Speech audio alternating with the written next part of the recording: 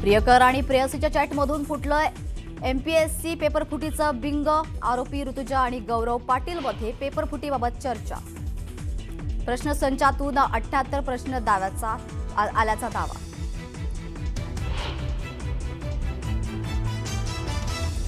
सुप्रिया सुळेंबाबत केलेलं विधान अनावधानाने केल्याचं म्हणत अखेर विजय वडेट्टीवारांकडून खेद व्यक्त, तर सुप्रिया सुळेंकडून तीव्र शब्दात नाराजी।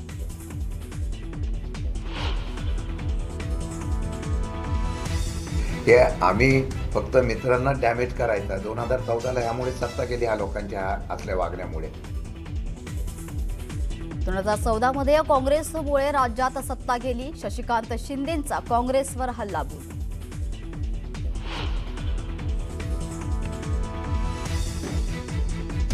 एमपीएससी पेपरफुटी प्रकरणातील आरोपी सुनील गाढवे रोहित पवारांचा राईट हँड। भाजपच्या नवनाथ बन यांचा आरोप, तर रोहित पवारांनी खुलासा करण्याचीही केली मागणी।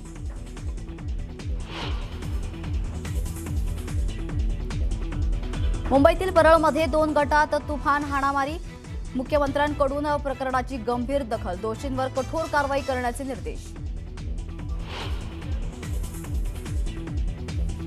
जयंत पाटलांनी मुख्यमंत्री व्हावे अशी वाळवा तालुक्याची इच्छा। सांगली जिल्हा बँकेचे माजी अध्यक्ष दिलीप पाटलांचं विधान, तर तुमच्या मनात जी सल तीच माझ्या मनात आहे, जयंत पाटलांची प्रतिक्रिया।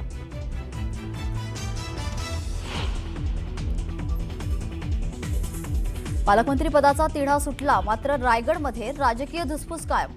महेंद्र दळवींच्या अकलेची कीव वाटते। अनिकेत तटकरेंचा हल्लाबोल, तर तटकरे कुटुंबाने राजकीय परिभाषा करू नये, महेंद्र दळवींचं प्रत्युत्तर।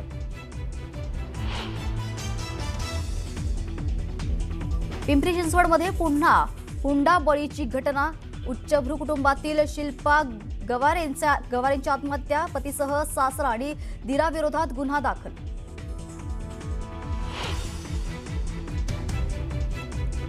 पुण्यात श्रावण महिन्यात मांसाहार मागितल्यानं बापाकडून मुलाची हत्या। बापासह आईलाही पोलिसांकडून अटक।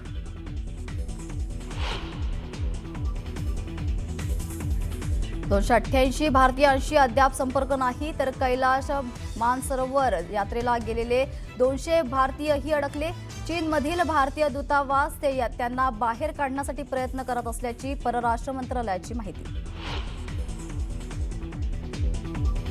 आणि कानपुरात शिकाऊ विमानाचा भीषण अपघात। अपघातात 2 वैमानिकांचा मृत्यू।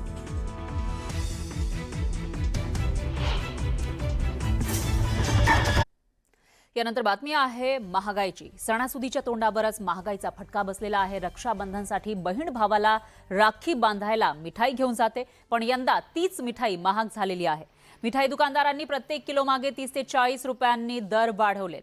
साखरेच्या दरात मोठी वाढ झाली आहे, त्यामुळे त्याचा थेट परिणाम मिठाई उद्योगावर झाल्याचं दिसतंय। तर आता रक्षाबंधनचा सण आला आहे आणि बहीण भावासाठी गोड मिठाई घेऊन जाते, पण यंदा मिठाईच्या दरानं सर्वसामान्यांच्या खिशाला कात्री लागली आहे, त्यामुळे यंदा मिठाईचा खप कमी झालेलाही दिसतोय। अनेक वस्तू हे महाग होत चालल्या आणि त्यातच पाहिलं की आता सणासुदीच्या वेळेवर साखर महाग झाल्यामुळे जे मिठाई आहे, खाद्यपदार्थ आहे, जे गोड बनतात त्यामुळे सगळे आता महाग झालेले आहे। मी सध्या गोंदियातील मुख्य बाजारात परिसरात असलेल्या श्याम सुंदर या स्वीट दुकानात आहे। त्या स्वीट दुकानात बघू शकता की मिठाई मोठ्या प्रमाणात तयार करण्यात आलेली आहे। मात्र मागील वर्षीच्या तुलनेमध्ये यावर्षी प्रत्येक मिठाईवर प्रत्येक किलोवर 20 ते 30 रुपये वाढलेले आहे। आपल्यासोबत या दुकानाचे मालक आहेत, आपण त्यांच्यासोबत जाणून घेऊया का किती रेट वाढलेला है।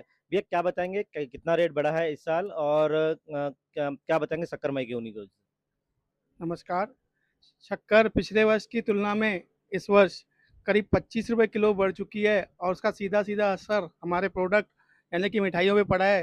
मिठाइयों का रेट जो कि 30 से 40 रुपये प्रति किलो बढ़ा है, और ये सीधा सीधा ग्राहकों की जेब पर असर पड़ेगा। हाँ, ग्राहक बोलते हैं कि अचानक से 30 से 40 रुपये कैसे बढ़ गया। शक्कर ही नहीं, और भी रॉ मटेरियल बढ़ने की वजह से ये बढ़ोतरी हुई है। जनता ही आता जे लोक आहेत, सामान्य नागरिक, त्यांनाही हा महागाईचा फटका पडत आहे। त्याचप्रमाणे प्रशासनाने यावर एक अंकुश लावावा, काहीतरी उपाययोजना करावी अशी मागणी आता सर्वसामान्यांसह दुकानदार जे आहेत तेही करत आहेत। रवी सपाटे, न्यूज 18 मराठी, गोंदिया। आणि एक ब्रेकिंग न्यूज आहे. मोमोज खाल्ल्यामुळे कुर्ला परिसरामधील 16 जणांना फूड पॉइझनिंगचा त्रास झाला होता. कुर्ला इथल्या भाभा रुग्णालयामध्ये 14 जण दाखल झाले आहेत. दोघांवर ओपीडीच्या माध्यमातून उपचार केले जात आहेत, तर उलट्या, जुलाब, ताप, पोटदुखी आणि चक्कर येण्याचा त्रास झाला होता त्यांना.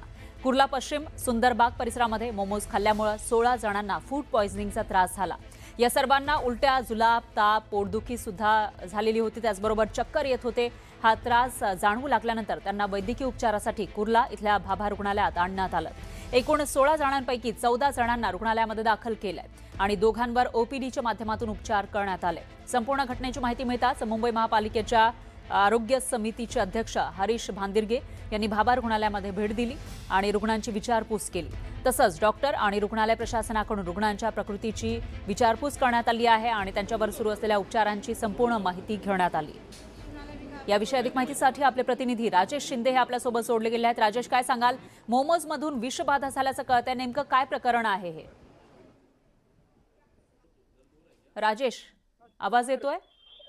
हा, माझा आवाज त्याला हा, पोहोचतोय बोला जरा? बोला. तर एकीकडे संपूर्ण महाराष्ट्रभर फूड अँड ड्रग्स जे डिपार्टमेंट आहे हे अतिशय तत्परतेने कार्यवाही करताना दिसतंय. मात्र अशातच अन्नामध्ये एक प्रकारची ही विषबाधा झालेली आहे.